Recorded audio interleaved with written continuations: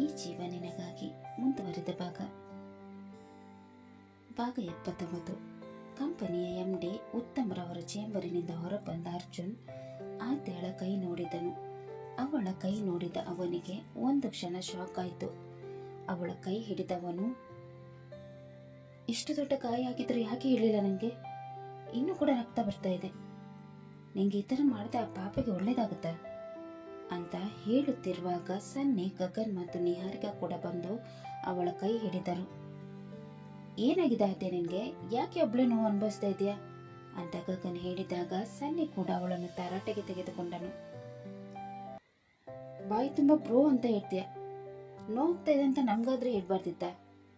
ನಡಿ ಮೊದಲು first aid ಮಾಡೋಣ ಅಂತ ಹೇಳಿ ನಿಹಾರಿಕಳ ಕಡೆ ನೋಡಿದನು. ಆಗ ಅವಳು, ಬಾ ಅದ್ಯ, ನಾನು ನಿನಗೆ ಫಸ್ಟ್ ಏಡ್ ಮಾಡ್ತೀನಿ ಅಂತ ಅವಳನ್ನು ತನ್ನ ಚೇಂಬರಿಗೆ ಕರೆದುಕೊಂಡು ಹೋದಳು. ಕಾಟನ್ನಿಂದ ಅವಳ ಕೈಯನ್ನು ಕ್ಲೀನ್ ಮಾಡತೊಡಗಿದಾಗ ಅವಳಿಗೆ ನೋವಾಗಿ ಅಮ್ಮ ಅಂತ ಹೇಳಿದಳು. ಇದನ್ನು ನೋಡಿದ ಅರ್ಜುನ್, ಕಾಟನ್ ಕೊಡಿ, ನಾನು ಕ್ಲೀನ್ ಮಾಡ್ತೀನಿ ಅಂತ ಹೇಳಿ ಅವಳ ಉತ್ತರಕ್ಕೂ ಕಾಯದೆ ಅವಳ ಕೈಯಿಂದ ಕಾಟನ್ ತಗೊಂಡು ಆದ್ಯಳ ಪಕ್ಕ ಕೂತು ಅವಳ ಕೈ ಹಿಡಿದು ನಿಧಾನವಾಗಿ ಅವಳ ಗಾಯವನ್ನು ಕ್ಲೀನ್ ಮಾಡತೊಡಗಿದನು. ಅವಳಿಗೆ ಎಲ್ಲಿ ನೋವು ಹೋಗುತ್ತೋ ಅಂತ ಅವಳ ಕೈಗೆ ಊದಿ ಊದಿ ಕ್ಲೀನ್ ಮಾಡತೊಡಗಿದನು. ನಿಹಾರಿಕಾ ಅರ್ಜುನ್ನನ್ನೇ ನೋಡತೊಡಗಿದಳು. ಇವಳ ಅಣ್ಣನಾದ ಬಾಯ್ ಫ್ರೆಂಡಾ? ಒಂದು ಗೊತ್ತಾಗ್ತಾ ಇಲ್ಲ. ಕ್ಯೂರಿಯಾಸಿಟಿಗೋಸ್ಕರ ಆದ್ಯಳನ್ನು ಪ್ರಶ್ನೆ ಮಾಡಿಯೇ ಬಿಟ್ಟಳು. ಆದ್ಯ, ಇವ್ರು ನೀನು ಅಣ್ಣನ? ಇದನ್ನು ಕೇಳಿ ಕಳವಳಗೊಂಡ ಅರ್ಜುನ್, ಅಣ್ಣನ? ಇಲ್ಲ ಇಲ್ಲ, ನಾನು ಇವಳ ಅಣ್ಣ ಅಲ್ಲ. ಇವಳಿಗೆ ಒಬ್ಬನೇ ಅಣ್ಣ ಇರೋದು, ಅದು ಅಗಸ್ತ್ಯ, ನಾನಲ್ಲ. ಅವನ ವರ್ತನೆ ನೋಡಿ ಆದ್ಯಳಿಗೆ ನಗು ಬರತೊಡಗಿತು. ನಗುವನ್ನು ಕಂಟ್ರೋಲ್ ಮಾಡಿಕೊಂಡ ಅವಳು ಸುಮ್ಮನೆ ಹಾಗೆ ಕುಳಿತಿದ್ದಳು. ಆಗ ನಿಹಾರಿಕಾ ಮತ್ತೆ ಅವಳನ್ನು ಪ್ರಶ್ನೆ ಮಾಡತೊಡಗಿದಳು. ಹಾಗಾದ್ರೆ ಇವರು ನಿನ್ನ ಬಾಯ್ ಫ್ರೆಂಡಾ? ಈ ಮಾತು ಕೇಳಿ ಅರ್ಜುನ್ ಎಲ್ಲಿ ಸಿಕ್ಕ ಹಾಕಿಕೊಂಡು ಬಿಟ್ನೋ ಅಂತ ಒತ್ತಾಡತೊಡಗಿದನು. ಆಗ ಗಗನ್ ನಿಹಾರಿಕಳ ಕಡೆ ನೋಡಿ, ಇಲ್ಲ, ಇವನ ಆದ್ಯಳ ಬಾಯ್ ಫ್ರೆಂಡ್ ಅಲ್ಲ, ಆದ್ಯಳ ನೇಬರ್ ಅಂಕಲ್ ಮಗ ಅರ್ಜುನ್. ಗಗನ್ ಮಾತು ಕೇಳಿದ ಸನ್ನಿ, ಬಾಯ್ ಫ್ರೆಂಡ್ ಆದ್ರೂ ಒಳ್ಳೇದೆ, ಯಾಕಂದ್ರೆ ನಮ್ಮ ಅರ್ಜುನ್ ಆದ್ಯಳನ್ನು ತುಂಬಾನೇ ಕೇರ್ ಮಾಡ್ತಾನೆ. ಅರ್ಜುನ್ ಜಾಗದಲ್ಲಿ ನಾನೇನಾದ್ರೂ ಇದ್ದಿದ್ರೆ ಇಷ್ಟರ ತನಕ ಆದ್ಯಳಿಗೆ ಪ್ರಪೋಸ್ ಮಾಡಿಬಿಡ್ತಾ ಇದ್ದೆ. ಇವಳ ಥರ ಹುಡುಗಿ ಸಿಗೋಕ್ಕೆ ಪುಣ್ಯ ಮಾಡಿರ್ಬೇಕು. ಕೆಟ್ಟವನಾಗಿದ್ದ ನನ್ನನ್ನೇ ಕ್ಷಮಿಸಿ ಅಣ್ಣ ಅಂತ ಒಪ್ಕೊಂಡವಳು ಇವಳು. ಇವಳ ಥರ ಯಾರೂ ಇರೋಕ್ಕಿಲ್ಲ. ಅರ್ಜುನ್, ನೀನು ಆದ್ಯಳ ಬಾಯ್ ಫ್ರೆಂಡ್ ಆದರೆ ನಮಗೇನು ಅಭ್ಯಂತರ ಇಲ್ಲ, ನಮಗೂ ಕೂಡ ಖುಷಿನೇ. ಅದರಲ್ಲಿ ಏನಿಲ್ಲ, ಇವಳು ನಮ್ಮ ಮನೆ ಹತ್ತಿರದವಳು ಅಷ್ಟೇ. ಈ ಮಾತು ಕೇಳಿ ಆದ್ಯ ಮುಖ ಓದಿಸಿಕೊಂಡು ಅವನನ್ನು ಸಿಟ್ಟಿನಿಂದ ನೋಡಿ ಅವನ ಕೈಯಿಂದ ತನ್ನ ಕೈ ಬಿಡಿಸಿಕೊಳ್ಳಲು ನೋಡಿದಳು. ಆದರೆ ಅರ್ಜುನ್ ಅವಳ ಕೈಯನ್ನು ಗಟ್ಟಿಯಾಗಿ ಹಿಡಿದಿದ್ದರಿಂದ ಅವಳಿಗೆ ಬಿಡಿಸಿಕೊಳ್ಳಲು ಅಸಾಧ್ಯವಾಯಿತು. ಇದನ್ನು ನೋಡಿದ ನಿಹಾರಿಕಳಿಗೆ ಅವರಿಬ್ಬರ ನಡುವೆ ಪ್ರೀತಿ ಇರುವುದು ಮನವರಿಕೆಯಾಯಿತು. ಅವರಿಬ್ಬರನ್ನೇ ತದೇಕ ಚಿತ್ತವಾಗಿ ನೋಡತೊಡಗಿದಳು. ಇವರಿಬ್ಬರು ಜೋಡಿ ಎಷ್ಟು ಚೆನ್ನಾಗಿದೆ. ಕೋಪದ ನಡುವೆ ಪ್ರೀತಿ, ಪ್ರೀತಿ ಇದ್ರೂ ಕೂಡ ಅದನ್ನು ತೋರ್ಪಡಿಸ್ಕೊಳ್ತಾ ಇಲ್ಲ. ಇವನಿಗೆ ಇವಳಂದ್ರೆ ಎಷ್ಟು ಪ್ರೀತಿ, ಇವಳಿಗೆ ನೋವಾದ್ರೆ ಇವನಿಗೆ ಸಹಿಸ್ಕೊಳಕ್ಕಾಗ್ತಾ ಇಲ್ಲ. ಅದೆಷ್ಟು ಕೇರ್ ಮಾಡ್ತಾನೆ. ನನ್ನನ್ನು ಕೇರ್ ಮಾಡೋ ಹುಡುಗ ಎಲ್ಲಿದ್ದಾನೋ ಏನೋ. ಇವರಿಬ್ಬರು ನೋಡ್ತಾ ಇದ್ರೆ ನನಗೂ ಕೂಡ ಅರ್ಜೆಂಟಾಗಿ ಯಾರನ್ನಾದ್ರೂ ಲವ್ ಮಾಡ್ಬೇಕಂತ ಅನ್ನಿಸ್ತಾ ಇದೆ. ಆದರೆ ಯಾರನ್ನು ಲವ್ ಮಾಡಲಿ? ಯಾರು ಕೂಡ ನನ್ನನ್ನು ಲವ್ ಮಾಡಲ್ವೇ? ಇಷ್ಟ ತನಕ ಯಾವ ಹುಡುಗನ ಕೂಡ ನನಗೆ ಇಷ್ಟ ಆಗಿಲ್ಲ. ಯಾಕೆ ಅಂತ ಗೊತ್ತಿಲ್ಲ. ಇವನ್ ಥರ ಪ್ರೀತಿ ಮಾಡೋ ಹುಡುಗ ನನಗೆ ಸಿಗುವಂತ ಮಾಡುದೇವ್ರೆ ಅಂತ ಮನಸ್ಸಿನಲ್ಲಿ ಅಂದುಕೊಳ್ಳುತ್ತಾ ಅವರನ್ನೇ ನೋಡತೊಡಗಿದಳು. ಆಗ ಅವಳನ್ನು ನೋಡಿದ ಸನ್ನೆ, ನಿಹಾರಿಕರವ್ರೆ, ಅವರಿಬ್ಬರನ್ನ ಆ ಥರ ನೋಡ್ಬಿಡಿ, ಅವ್ರಿಗೆ ದೃಷ್ಟಿ ಆಗುತ್ತೆ. ಅವನ ಮಾತು ಕೇಳಿ ವಾಸ್ತವಕ್ಕೆ ಬಂದವಳು, ಅಲ್ಲ, ಇವ್ರು ನಿಜವಾಗ್ಲೂ ಲವ್ ಬರ್ಡ್ಸ್ ಅಲ್ವಾ? ಇವರಿಬ್ಬರನ್ನ ನೋಡಿದ್ರೆ ಲವ್ ಬರ್ಡ್ ಥರನೇ ಕಾಣಿಸ್ತಾರೆ. ಅಲ್ಲಿ ನೋಡಿ, ಪಕ್ಕದ ಮನೆಯವರನ್ನ ಎಷ್ಟು ಕೇರ್ ಮಾಡ್ತಾರೆ. ಇಂಥ ಪಕ್ಕದ ಮನೆಯವರು ನಮ್ಮನೆ ಪಕ್ಕದಲ್ಲಿ ಯಾಕೆ ಇಲ್ಲ ಅಂತ ಯೋಚನೆ ಮಾಡ್ತಾ ಇದ್ದೆ. ಇವರಿಬ್ಬರನ್ನ ನೋಡಿದ್ರೆ ನನಗೂ ಒಬ್ಬ ಗೆಳೆಯ ಬೇಕು ಅಂತ ಆಸೆ ಆಗ್ತಾ ಇದೆ. ನಿಹಾರಿಕರವ್ರೆ, ನೀವು ತಪ್ಪು ತಿಳ್ಕೊಂಡಿದ್ದೀರಾ. ಅರ್ಜುನ್ ಮತ್ತು ಅದೇ ಲವ್ ಬರ್ಡ್ಸ್ ಅಲ್ಲ. ಹೌದು ಹೌದು, ಅದೇ ನನ್ಗೆ ಕಾಣಿಸ್ತಾ ಇದೆ ಅಲ್ವಾ, ಅದನ್ನ ಹೇಳಿದೆ. ನನಗೆ ಕಾಣಿಸೋದು ನಿಮಗೆ ಕಾಣಿಸ್ತಾ ಇಲ್ಲ ಅಷ್ಟೇ. ನೀವು ಏನು ಹೇಳ್ತಾ ಇದ್ರು ಒಂದು ಗೊತ್ತಾಗ್ತಾ ಇಲ್ಲ. ನಿಮಗೆ ಗೊತ್ತಾಗೋದು ಕೂಡ ಬೇಡ ಬಿಡಿ. ಗೊತ್ತಾಗೋರ್ಗೆ ಗೊತ್ತಾದರೆ ಸಾಕು ಅಲ್ವಾ ಆದ್ಯ ಅಂತ ಅವಳು ಹೇಳಿದಾಗ ಆದ್ಯ ಆ ಅಂತ ಹೇಳಿ ಅವಳ ಕಡೆ ನೋಡಿದಳು. ನಿಹಾರಿಕಳ ಮಾತು ಕೇಳಿದ ಅರ್ಜುನ್ ತನಗೇನು ಗೊತ್ತಿಲ್ಲದವ್ರ ಥರ ಆಕ್ಟ್ ಮಾಡಿ ಆದ್ಯಳ ಕೈಗೆ ಬ್ಯಾಂಡೇಜ್ ಹಾಕತೊಡಗಿದನು. ಬ್ಯಾಂಡೇಜ್ ಹಾಕಿದ ನಂತರ ಅವಳ ಕಡೆ ನೋಡಿ, ಬೇರೆ ಎಲ್ಲಾದರೂ ಗಾಯ ಆಗಿದೆಯಾ? ಹಾಗಿದ್ರೆ ಈಗಲೇ ಹೇಳು, ಪಟ್ಟಿ ಹಾಕ್ತೀನಿ ಅಂತ ಅವನು ಹೇಳಿದಾಗ ಅವಳು ಅವಳ ಕಾಲನ್ನು ತೋರಿಸಿದಳು. ಬಿಸಿ ಸಾಂಬಾರು ಕಾಲಿಗೆ ಬಿದ್ದಿದ್ದರಿಂದ ಕಾಲು ಸ್ವಲ್ಪ ಕೆಂಪಾಗಿತ್ತು. ಅವಳ ಕಾಲು ಕೆಂಪಾಗಿರೋದನ್ನು ಗಮನಿಸಿದವನು ಅವಳ ಕಾಲು ಹತ್ತಿರ ಕುಳಿತುಕೊಂಡು ಅವಳ ಕಾಲನ್ನು ತನ್ನ ಕೈಯಲ್ಲಿ ಹಿಡಿದು ತನ್ನ ಕಾಲ ಮೇಲೆ ಇಟ್ಟು ಕಾಲಿಗೆ ಆಯಿಂಟ್ಮೆಂಟ್ ಹಚ್ಚತೊಡಗಿದನು. ಇದನ್ನು ನೋಡುತ್ತಿದ್ದ ನಿಹಾರಿಕಳಿಗಂತೂ ಮನಸ್ಸಿನೊಳಗೆ ಚಿಟ್ಟೆ ಓಡಾಡಿದರ ಥರ ಆಗುತ್ತಿತ್ತು. ಓ ದೇವ್ರೆ, ಇವರಿಬ್ರು ನೋಡ್ತಾ ಇದ್ರೆ ನನಗೆ ನನ್ನ ಫೀಲಿಂಗ್ಸನ್ನೇ ಕಂಟ್ರೋಲ್ ಮಾಡ್ಕೊಳಕ್ಕಾಗ್ತಾ ಇಲ್ಲ. ನನಗೂ ಕೂಡ ಗೆಳೆಯ ಬೇಕು, ಅವನು ಕೂಡ ನನ್ನನ್ನು ಇದೇ ಥರ ಕೇರ್ ಮಾಡಬೇಕು. ಪ್ಲೀಸ್ ದೇವರೇ, ಅವನನ್ನು ಇಲ್ಲಿ ಕಳಿಸ್ಕೊಡು, ಪ್ಲೀಸ್ ಪ್ಲೀಸ್ ಅಂತ ಅವಳು ಕಣ್ಣು ಮುಚ್ಚಿಕೊಂಡು ಮನಸ್ಸಿನಲ್ಲಿ ದೇವರ ಹತ್ತಿರ ಬೇಡಿಕೊಳ್ಳುತ್ತಿರುವಾಗ ಅಗಸ್ತ್ಯ ಬಂದು ಅವಳ ಎದುರು ನಿಂತುಕೊಂಡನು. ಅವಳು ಕಣ್ಣು ತೆರೆದಾಗ ಅಗಸ್ತ್ಯ ಅವಳ ಕಣ್ಣೆದುರು ಇದ್ದನು. ಇದನ್ನು ನೋಡಿದ ಅವಳು, ಅರೆ ಇದೇನು, ನನಗೊಬ್ಬ ಗೆಳೆಯ ಬೇಕಂತ ಬೇಡ್ಕೊಂಡ್ರೆ ಇವನು ಕಣ್ಣು ಮುಂದೆ ಬಂದು ನಿಂತಿದ್ದಾನೆ. ದೇವರು ಇವನನ್ನೇ ನನಗೆ ಕಳಿಸಿದ್ದಾನೆ ಹೇಗೆ? ಇಲ್ಲಪ್ಪ, ಆ ಥರ ಎಲ್ಲ ಯಾರ್ಯಾರನ್ನೆಲ್ಲ ನನ್ನ ಹುಡುಗ ಅಂತ ಒಪ್ಕೊಳಕ್ಕಾಗಲ್ಲ. ಈಗಿನ ಕಾಲದಲ್ಲಿ ಯಾರು ಹೇಗಿರ್ತಾರೆ ಅಂತ ಹೇಳೋಕ್ಕಾಗಲ್ಲ. ದೇವ್ರು ನನಗೆ ಇವನನ್ನೇ ಕಳಿಸಿದ್ರೆ ಮೊದಲು ಇವನು ಯಾವ ಥರ ಅಂತ ತಿಳಿದುಕೊಳ್ಬೇಕು. ನನಗೆ ನಿಷ್ಕಲ್ಮಶ ಪ್ರೀತಿ ಕೊಡ್ತಾನೋ ಅಂತ ನೋಡಬೇಕು. ಇವನು ಏನು ಎತ್ತ ಅಂತ ಗೊತ್ತಾದ್ಮೇಲೆ ಆಮೇಲೆ ಇವನನ್ನು ಪ್ರೀತಿ ಮಾಡಿದ್ರಾಯ್ತು. ಇವತ್ತು ಅಲ್ಲ, ಈಗಲಿಂದನೇ ಇವನನ್ನು ಅಬ್ಸರ್ವ್ ಮಾಡಬೇಕು ಅಂತ ಮನಸ್ಸಿನಲ್ಲಿ ಅಂದುಕೊಳ್ಳತೊಡಗಿದಳು. ಅವನನ್ನು ನೋಡಿದವಳು, ಹೌದು ಡ್ಯಾಡ್ ನಿಮ್ಮ ಹತ್ರ ಏನು ಮಾತಾಡಿದ್ರು ಅಂತ ಅವಳು ಕೇಳಿದಾಗ ಅವನು ಸ್ವಲ್ಪ ಹೊತ್ತ ಮುಂಚೆ ತನ್ನ ಮತ್ತು MD ಉತ್ತಮ್ ಅವರ ಮಧ್ಯೆ ನಡೆದ ಮಾತುಕತೆಯನ್ನು ನೆನಪು ಮಾಡಿಕೊಂಡನು. ಉತ್ತಮ್ ಅವರು ಅಗಸ್ತ್ಯನ ಹತ್ತಿರ ಸಾರಿ ಕೇಳುತ್ತಿದ್ದರು. Agastya, I am so sorry. ನಾನು ಈ ಕಂಪ್ನಿ MD ಆಗಿ ಕೂಡ ಅದ್ದೇಳಿಗೆ ಈ ರೀತಿ ಆಗೋ ಹಾಗೆ ಆಯಿತು. ಆ ಹುಡುಗಿಗೆ ಅಷ್ಟೊಂದು ಅಹಂಕಾರ ಇದೆ ಅಂತ ನಾನು ಅಂದುಕೊಂಡಿರಲಿಲ್ಲ. ಅವಳು ಮಾಡಿದ ತಪ್ಪಿಗೆ ಅವಳಿಗೆ ಶಿಕ್ಷೆ ಕೊಟ್ಟಾಯ್ತು ಬಿಡು. ಇನ್ಮೇಲೆ ಯಾವತ್ತೂ ಈ ಥರ ಆಗದಂತೆ ನಾನು ನೋಡ್ಕೊಳ್ತೀನಿ.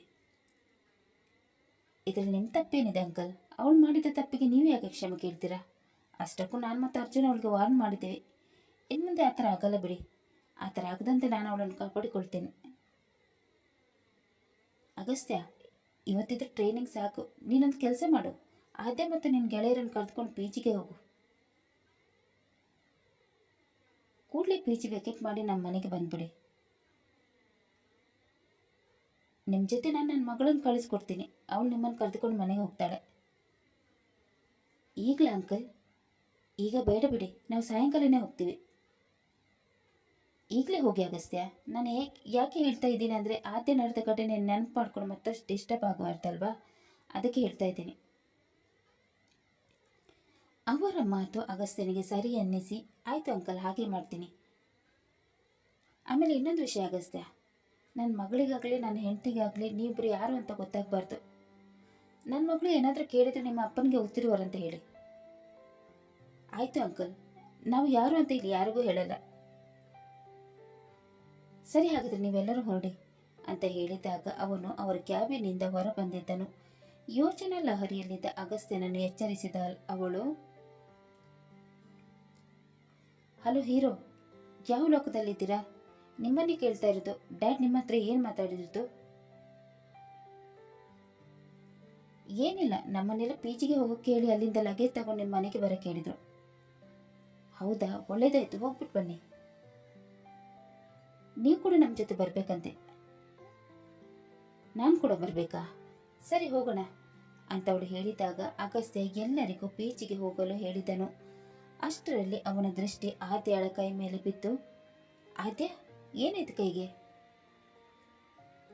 ಅಗು, ಅವಳ ಕೈಗೆ ಸ್ಯಾಂಡಲಿಂದ ತುಳಿದಿದ್ಲಲ್ವಾ, ಅದ್ರ ಗಾಯ, ಸ್ವಲ್ಪ ಏಟಾಗಿದೆ ಅಷ್ಟೇ.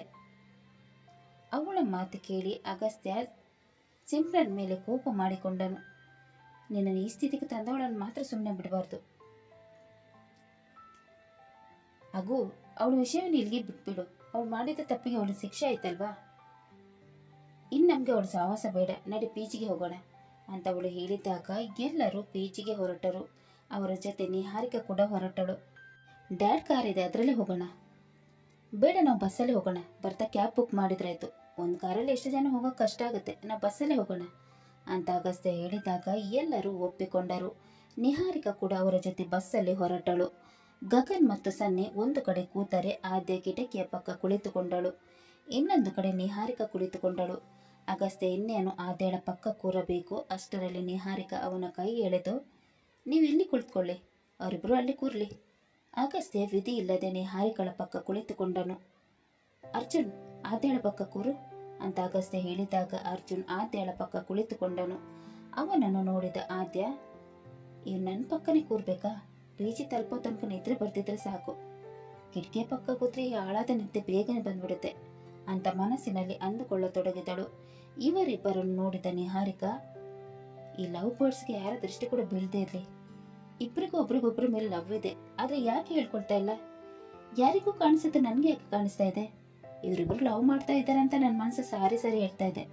ಆದ್ರೆ ಈ ಕೋತಿಗಳಿಗೆ ಅವರ ಲವ್ ಕಾಣ್ತಾನೆ ಇಲ್ಲ. ಅವರಿಬ್ರು ನೇಬರ್ಸ್ ಅಂತ ಹೇಳ್ತಾ ಇದ್ದಾರೆ, ಯಾಕೆ ನೇಬರ್ಸ್ ಲವ್ ಮಾಡಬಾರ್ದಾ? ಇಷ್ಟು ದಿನ ಪ್ರೀತಿ ಪ್ರೇಮದ ಬಗ್ಗೆ ನನ್ನ ಮನಸ್ಸಾಗ್ಲೇ ಹೃದಯ ಆಗ್ಲೇ ಸ್ಪಂದಿಸ್ಲೇ ಇಲ್ಲ. ಇವರಿಬ್ರು ನೋಡಿದ ಮೇಲೆ ಲವ್ ಮಾಡ್ಲೇಬೇಕು ಅಂತ ಆಸೆ ಆಗ್ತಾ ಇದೆ ಅಂತ ಅಂದುಕೊಳ್ಳುತ್ತಾ ಅಗಸ್ತ್ಯನ ಕಡೆ ನೋಡಿದಳು. ಇವನನ್ನ ನಾನು ಲವ್ ಮಾಡ್ಬೋದಾ? ನೋಡಿದ್ರೆ ಫೀಲಿಂಗ್ಸ್ ಇಲ್ಲದ ಥರ ಮಾಡ್ತಾನೆ. ಇವನನ್ನು ಹೇಗೆ ಲವ್ ಮಾಡೋಕ್ಕಾಗುತ್ತೆ? ಒಂದ್ಸಲ ಟ್ರೈ ಮಾಡೋಣ. ಟ್ರೈ ಮಾಡಿದ್ರೆ ನನ್ನ ಗಂಟೆ ಏನಾದರೂ ಹೋಗುತ್ತಾ? ಇಲ್ಲ ಅಲ್ವಾ? ನನ್ನ ನೆಕ್ಸ್ಟ್ ಟಾರ್ಗೆಟ್ ಏನಾದರೂ ಲವ್ ಮಾಡೋದು, ಅದು ಇವನನ್ನು. ಡ್ಯಾಡಿ ಹೇಳ್ತಾ ಇದ್ರು ಇವ್ರು ಬಡವರು ಅಂತ. ಇವನನ್ನು ಲವ್ ಮಾಡ್ತೀನಿ, ನಾನು ಚೆನ್ನಾಗಿರ್ತೀನಾ? ನನ್ನ ಮನೆಯಲ್ಲಿ ನನಗೆ ಯಾವುದಕ್ಕೂ ಕೊರತೆ ಇಲ್ಲ. ಇವನನ್ನು ಲವ್ ಮಾಡಿದ್ರೆ ನನಗೆ ಒಳ್ಳೆ ಲೈಫ್ ಸಿಗುತ್ತಾ?